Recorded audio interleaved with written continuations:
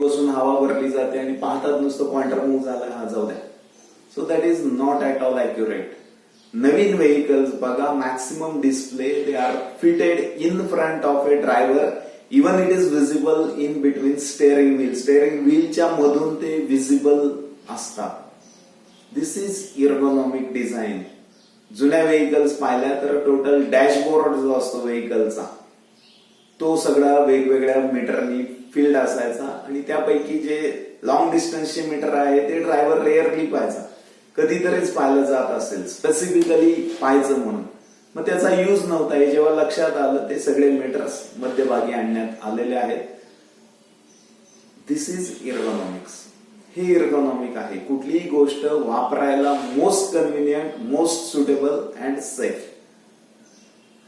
कोण डिस्प्ले बद्दल इथं डिफाईन केलेलं आहे, वेगवेगळ्या पॉइंट्स लिहिलेले आहेत, कारण डिझाईन ऑफ डिस्प्ले बद्दल क्वेश्चन येऊ शकतो तुम्हाला एक्झामला. मग डिस्प्ले मध्ये हाईट काय पाहिजे, त्याचे जे लेटर असतात किंवा जे नंबर आहेत त्याच्यामध्ये त्याची हाईट काय पाहिजे. It's height should be greater than height divided by 200 or distance of a viewer divided by 200. ही जी काय फिगर येत असेल त्याच्यापेक्षा त्या डिस्प्ले मधल्या लेटरची हाईट जास्ती पाहिजे. मिनिंग काय आहे लक्षात घ्या. समजा तुम्ही 200 सेंटीमीटर वरून एखादा डिस्प्ले पाहताय, 200 सेंटीमीटर पासून आपण पाहतोय, तर त्या डिस्प्लेची हाईट काय पाहिजे. Distance of observer is 200 divided by again 200, that is 1. मग 1 सेंटीमीटर पेक्षा जास्ती त्याच्या लेटरची हाईट असेल तर it is convenient to view. मग जेवढा तुम्ही लांबून डिस्प्ले पाहताय तेवढं त्याचा साईज, लेटरिंग मोठं असलं पाहिजे. नंबर यूज केले असतील तर ते मोठ्या प्रमाणात साईज मध्ये असले पाहिजे. Generally horizontal displays are used. Vertical display is not convenient. एखादा पॉइंटर मूव्ह होत असेल व्हर्टिकली तर it is not convenient to see. Even circular display असतील. मी एक वॉच आणलेलं आहे पण may be it is not visible in this video. तुमच्या हातामध्ये घड्याळ असतील, वॉच जर अॅनालॉग वॉच असतील तर त्याच्यामध्ये नंबर तुम्ही पहा, दे आर नॉट रेडियल. रेडियसच्या डायरेक्शनला नंबर नाही, दे आर स्ट्रेट. जरी सर्कलवर बसवलेले आहेत तरी सगळे नंबर स्ट्रेट बसवलेले आहेत. As the pointer is moving. So whenever pointer is moving, the numbers should be horizontal. Numbers straight as use केले जातात. If dial is moving, मधली डायल मूव्ह होत असती तर नंबर रेडियल बसवायची पद्धत आहे. This is most convenient way. त्या पद्धतीने डिझाईन केलं जातं. Even controls are placed near the display. हे जे घड्याळ आहे त्याची जी की आहे राईट हँडला बसवलेली आहे, त्याची साईज स्पेसिफिक आहे. इव्हन त्या कीवर तुम्ही पाहिलं तर थोडेसे नर्लिंग केलेलं आहे, स्लॉट पाडलेले आहे टू ग्रिप इट प्रॉपरली. त्याला पकडता यावं म्हणून. Because it is very difficult to handle any soft thing. Very soft असेल तर आपल्याला ग्रिप मिळत नाही. ह्या सगळ्या गोष्टींचा विचार केला जातो इर्गोनॉमिक्स मध्ये. छोटासा पेन सुद्धा तुम्ही घेतला, 5 रुपयेवाला पेन आहे असेल या टाईपचे, त्याच्यामध्ये इथं रबरचं ग्रिप यूज केलेलं आहे. कशासाठी वापरले किंवा किती डिस्टन्स आहे. मग छोटस का वापरलंय, अख्खा पेन रबरचा का नाही बनवला. Because it will become costly and it is not applicable. It will bend. पण ज्या पोझिशनला तुम्हाला ग्रिप पकडायची तेवढ्या पोझिशन मध्ये तिथे रबर पॅड बसवलेले असतात. हे महत्वाचं आहे. This is called as ergonomics. Number of factor आहेत जे इर्गोनॉमिकली अफेक्ट करू शकतात आणि ते आपण वेगवेगळ्या design of display, position of डिस्प्लेला अप्लाय केलेले आहेत. त्याच्या पुढे डिझाईन ऑफ कंट्रोल सुद्धा आपण आपल्या नोट्स मध्ये एक्सप्लेन केलेलं आहे. कंट्रोलचे जे नॉब्स असतात कसे असावेत, कोणते पोझिशन आहे, कोणते फॅक्टर आहेत जे या कंट्रोल नॉबला डिझाईन करायला उपयोगी पडतात, ते आपण इथं मेन्शन केलेले आहेत. स्पीड ऑफ ऑपरेशन आहे, रिक्वायर्ड अॅक्युरेसी ऑफ कंट्रोल आहे, operating force required, range of control, कुठून कुठे आपल्याला कंट्रोल पाहिजे, direction of control and convenience of user. Mostly तुम्ही पाहत असाल सगळे डिस्प्ले उजव्या बाजूला जसे मूव्ह होतील clockwise the value goes on increasing. उलटी सुद्धा बनवता आले असते पण बनवले जात नाही. Because this is natural law. Human टेंडन्सीच ही आहे की या बाजूला जाताना क्लॉकवाईज जाते. म्हणजे लहानपणीपासून तुम्ही कुठलाही ऑब्जेक्ट बघा, या बाजूला गोज ऑन इन्क्रीजिंग, उजव्या बाजूला. इव्हन नट बोल्ट तुम्ही पाहिले असतील, आपण क्लॉकवाईज फिरवले इट बिकम्स टाईट. बोल्ट एखादा टाईट करायचा असेल आपण क्लॉकवाईज फिरवतो. उलटे सुद्धा बनवता येतात. उलटे फिरवल्यावर बोल्ट टाईट होणारे पण असतात, but that are not widely use because that is not a convenient feature.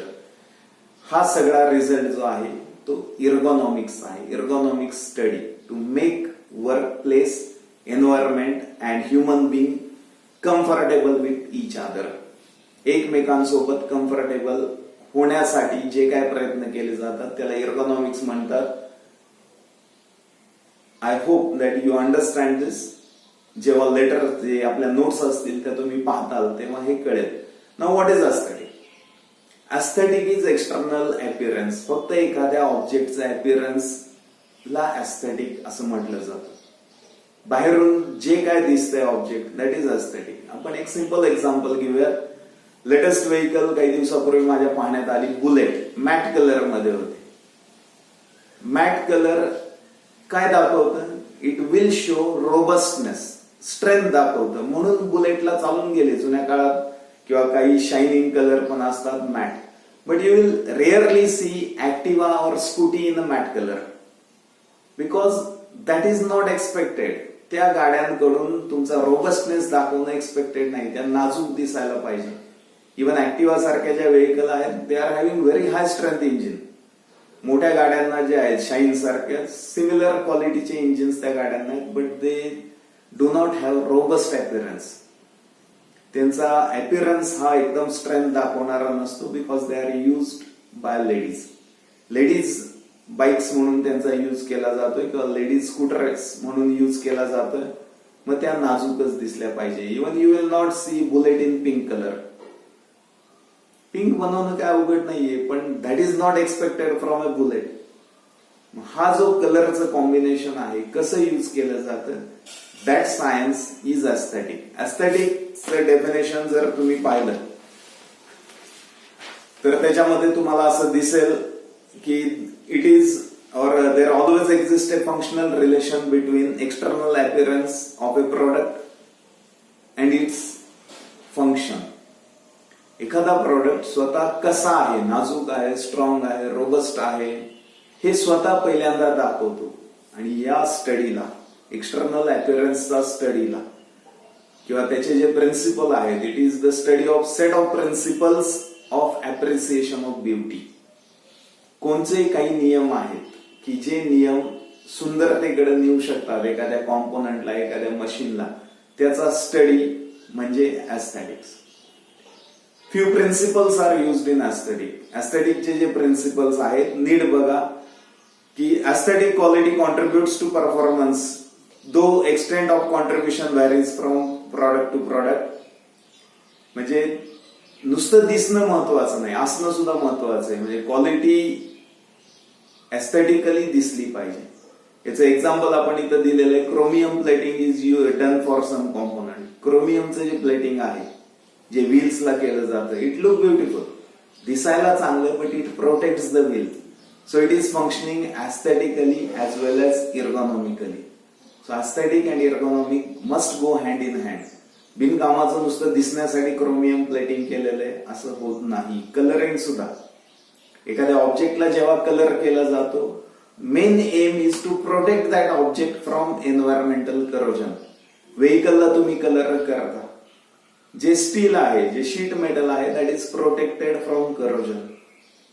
हे इर्गोनॉमिक आहे, प्रोटेक्शन फ्रॉम करोजन. पण आता तो कलर लाल असावा, हिरवा असावा, पांढरा असावा, that is aesthetic.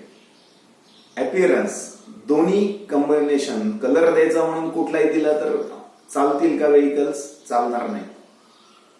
Proper colour combination किंवा प्रॉपर कलरिंग यूज केले जातात, हे लक्षात घ्या.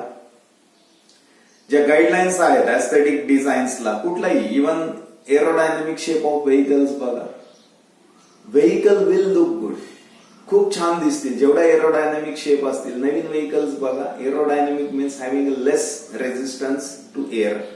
एअर फ्लो सिंपल होईल, पण तेवढ्याच त्या गाड्या दिसायलाही चांगल्या दिसतात. Aesthetic and ergonomics.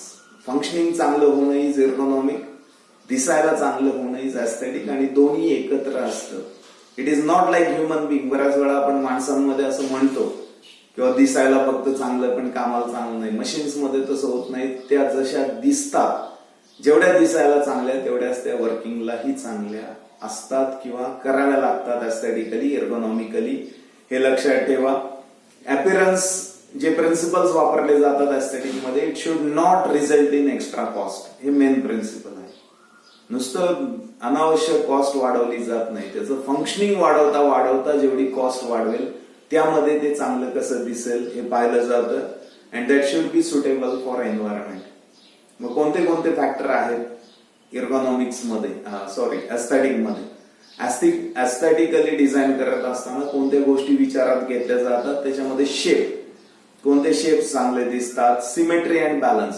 Symmetry and balance या शब्दाचा अर्थ, एखादं एक्झाम्पल घेऊयात की हा एखादा रॉड आहे आणि याच्यावर मला दोन ऑब्जेक्ट ठेवायचे असतील, दोन सर्क्युलर ऑब्जेक्ट, तर तुम्हाला पाहत असताना हे मी दोन्ही ऑब्जेक्ट एका जवळ एकाच बाजूला ठेवले तरी चालतील, या बाजूला ठेवले, but it will not look good. तुम्हाला जेव्हा सिमेट्रिकल दोन्ही ऑब्जेक्ट इथं एक आणि इथं एक या पोझिशनला जेव्हा मी ठेवेल दोन्ही इक्वल डिस्टन्सला, तेव्हाच ते फिजिकली बघायला चांगलं वाटेल. ह्युमन टेंडन्सी आहे की बॅलन्स्ड ऑब्जेक्ट बघायला चांगलं वाटतं.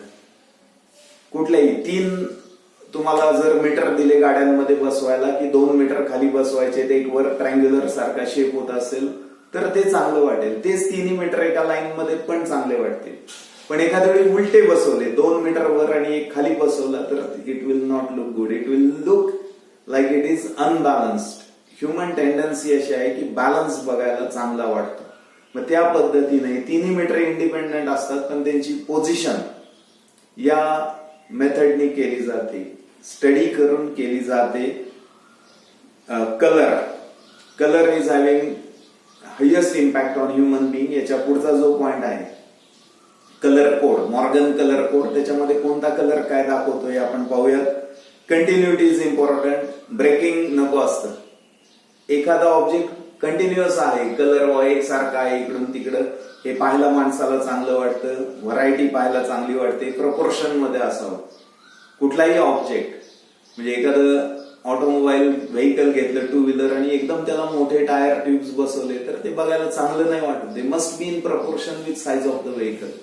दिस इज नॅचरल टेंडन्सी. ह्युमन बिंगची ही नॅचरल टेंडन्सी आहे, हे लक्षात ठेवा. प्रपोर्शन मध्ये पाहिजे, त्याचा पर्पज सॅटिस्फाय व्हायला पाहिजे. एखादी मशीन स्ट्रॉंग असेल, हायड्रॉलिक प्रेस आहे आणि ती दिसायला नाजूक दिसते, दॅट इज नॉट एक्सपेक्टेड. मग आपण फंक्शनिंग पाहत नाही. आपल्याला हे एक्सपेक्टेड असतं की ती दिसायला पण स्ट्रॉंग दिसेल. So instead of solid block, hollow block बनवले जातात, पण मोठे वापरले जातात. दिसायला रोबस्ट दिसावं. ऑलवेज एक्झाम्पल ऑफ बुलेट, व त्याच्याकडूनही आपल्याला एक्सपेक्टेड आहे it will look robust. Sound, तुम्ही सायलेन्सर मोठा बसवता बुलेटला का? That is not at all part of its function. पण तुम्हाला ते एक्सपेक्टेड आहे की जर रोबस्ट आहे बुलेट तर त्याचा नॉइज, साऊंड सुद्धा त्या पद्धतीचा असावा. And it is natural. Human tendency आहे. Style, surface finish. Some surface finish must have glossy look आणि सम हॅव मॅट लुक. काही ठिकाणी मॅटच चांगला. खूप वेळ तुम्हाला एखादा ऑब्जेक्ट वापरायचा असेल, glossy will not look good. It will create a problem to your eyes. त्याच्यामुळे 2 बेस्ट एक्झाम्पल इथं घेऊयात आपण. ऑटोमोबाईलचे कलर पाहिले, 4 व्हीलर्स, इट इज ग्लॉसी.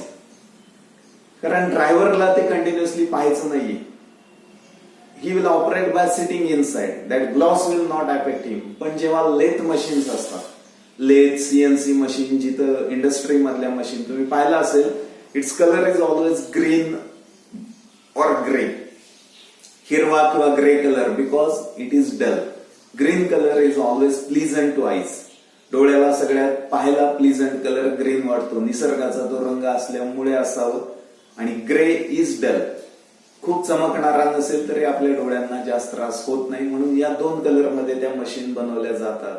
त्या लाल, पिवळ्या कसल्याही बनवता येणं पॉसिबल आहे बाहेरून, पण त्या वापरल्या, त्या कलर दिला जात नाही. हे लक्षात घ्या. एर्गोनॉमिक एस्थेटिक स्टडी आहे तो. टॉलरन्स प्रॉपर असेल, फिनिशिंग चांगलं असेल आणि नॉईज अननेसेसरी क्रिएट होत नसेल तर आपल्याला चांगलं वाटत असतं. मग हे सगळे फॅक्टर एस्थेटिक मध्ये कन्सिडर केले जातात. मॉर्गन्स कलर कोड म्हणून जो पॉइंट आहे एक्झामला कायम विचारला जातो. State Morgan's colour code. Morgan नावाचा जो व्यक्ती आहे इंजिनियर, त्यांनी हे कलर कोड प्रपोज केले and it is universally accepted. So first colour code जे त्यांनी दिला common, that is red. Red colour will show danger or hot. कुठेही सिग्नलला किंवा एखाद्या मशीनला कुठल्याही भागात तुम्ही रेड कलर वापरता तुम्हाला डेंजर किंवा अनसेफ कंडिशन दाखवायला, because it is having highest visibility. तुम्ही 4-5 कलरचं ऑब्जेक्ट, एकसारखे ऑब्जेक्ट जरी ठेवले वेगवेगळ्या कलरचे तर तुमच्या असं लक्षात येईल की पहिल्यांदा तुमचा लाल कलरकडे लक्ष जातं आणि ह्याचाच ऍडव्हान्टेज घेतला जातो. लाल कलरकडे लक्ष जावं, मग जिथं लक्ष जायचंय that object is painted red. मग सिग्नल्स असतील रेड सिग्नल किंवा मशीनवरचे जे स्पेशलाइज कंट्रोल असतील, स्टॉप्स असतील, इमर्जन्सी स्टॉप रेड कलर मध्ये दिले जातात की तुम्ही त्याच्यावर प्रेस केलं आणि even press switches are use because that is most easiest way to handle. Emergency स्टॉपचे स्विचेस रेड कलर मध्ये आणि पुश टाईपचे असतात. That has aesthetic ergonomic meaning. Orange colour is showing possible danger. शक्यता आहे डेंजरकडे चाललेला आहात, रेड नाही पण ऑरेंज. पॉसिबल डेंजर जिथं दाखवायचंय तुम्हाला ऑरेंज कलर यूज केला जातो. Yellow colour is use for caution व सावधानता. येलो कलर मधून जावा. तुम्ही पाहताल येलो स्ट्रिप्स इव्हन आपण आपल्या ऑटोमोबाईल लॅबमध्ये पेंट केलेल्या आहेत की त्या सावध राहावा, या स्ट्रिप्स मधून चाला किंवा याच्या पलीकडे सावध राहावा हे सांगायचं असतं. सावधानता, पॉसिबल डेंजर, याच्या बाहेर जाताल तर पॉसिबल डेंजर आहेत हे दाखवण्यासाठी येलो कलरचा यूज केला जातो. Green is use for safe. त्यामुळे ग्रीन सिग्नल्स सगळीकडे वापरले जातात. Blue is use for cold. ज्याही फ्रीज किंवा रेफ्रिजरेशनशी संबंधित कंपनीज आहेत, कोल्ड स्टोरेज आहेत, तुम्ही त्यांचे नेम बघा, नावं बघा, ते ग्रीन ब्ल्यू कलर मध्ये, ब्ल्यू अँड व्हाईट कलर मध्ये छापलेले असतात. Blue colour indicates cold. Natural आहे, कुठेही तुम्ही जावा. आणि हे ह्युमन टेंडन्सी आहे, ह्युमन फिलिंग आहे, सायकोलॉजी आहे. सायकोलॉजिकली हे कलर दाखवतात आणि यूज केले जातात. That was given by Morgan. Grey colour is use for dull. ज्या गोष्टीकडे आपलं जास्त लक्ष जाऊ नये असं वाटत असेल त्याला ग्रे कलर दिला जातो. It is showing dullness. जास्ती डोळ्याला त्रास होणार नाही. That is why machines in industry they are painted green or gray, but automobile is not painted with that because you are not handling the automobile, you are sitting inside. आणि म्हणून ते glossy असू शकतात. महा study सगळ्यात महत्वाचा आहे. Proper functioning, safe functioning, comfortable functioning and liking that instrument is done by aesthetic and ergonomic. याच्यापेक्षा additional question नेहमी जो विचारला जातो that is ergonomic design of a driver seat. Driver seat जो ऑटोमोबाईलची सगळ्यात इम्पॉर्टंट पॉइंट आहे. ड्रायव्हर सीटचं डिझाईन एर्गोनॉमिकली कसं केलं जातं. ह्याच्यामध्ये तुम्ही सिंपल एसटी बस पहा आणि ज्या नवीन व्हेकल्स आहेत किंवा इव्हन ज्या लक्झरी बसेस आहेत त्यांचे ड्रायव्हर सीट पहा आणि जो काय डिफरन्स आहे you will understand what do you mean by ergonomics. Simple driver seat पाहिलं तर एल शेप मध्ये तुम्हाला दिसेल, फक्त पाठ टेकवायला आणि बसायला एवढीच जागा. पण नवीन ड्रायव्हर सीट्स पाहिल्या तर त्यांच्यामध्ये ऍडजस्टमेंट आहे, हाईट ऍडजस्टमेंट, बॅक ऍडजस्टमेंट, त्याच्यानंतर साईड ऍडजस्टमेंट दिलेले आहेत, नंबर ऑफ ऍडजस्टमेंट दिलेले आहेत. इव्हन न्यू व्हेकल्स पाहिला, लेटेस्ट व्हेकल हाय रेंजच्या, तर त्याच्यामध्ये ड्रायव्हर सीट मध्ये काही होल्स प्रोव्हाइड केलेत ज्याच्यामध्ये कंडिशन्ड एअर ज्याच्यातनं पास होऊ शकते. खूप वेळ ड्रायव्हिंग करायचं असेल तर बसून सुद्धा त्रास होऊ नये म्हणून त्याला एअर कंडिशन बॉटम साइडनं प्रोव्हाइड केलेलं आहे. That is latest development in driver seat. बाकी जे सपोर्ट आहेत, पायाला सपोर्ट द्यायला पाहिजे, पाठीला, लंबर म्हणजे मांड्यांना सपोर्ट द्यायला पाहिजे. It should be easy to operate different controls, accelerator, brake, pedals, clutches हे ऑपरेट करायला सिंपल व्हायला पाहिजे. त्यांचे पोझिशन्स त्या पद्धतीने दिलेले असतात. ड्रायव्हरच्या जसे साईज हाईट कमी जास्त होईल, seat must be adjusted so that you can drive comfortably. हा प्रयत्न केला जातो आणि या पद्धतीनं मोस्ट कम्फर्टेबल वर्क कसं होईल आणि दिसायला तो ऑब्जेक्ट चांगला दिसून स्वतःच अपिअरन्स कसा दाखवेल, स्वतःहून ऑब्जेक्ट बोलेल किंवा आपण सुंदर आहोत, नाजूक आहोत, स्ट्रॉंग आहोत, यासाठी एस्थेटिक अँड एर्गोनॉमिक इम्प्लिमेंट केलं जातं. So I hope that you will understand by reading this 3 to 4 pages on aesthetic and ergonomics, and that's all in this session. Thank you.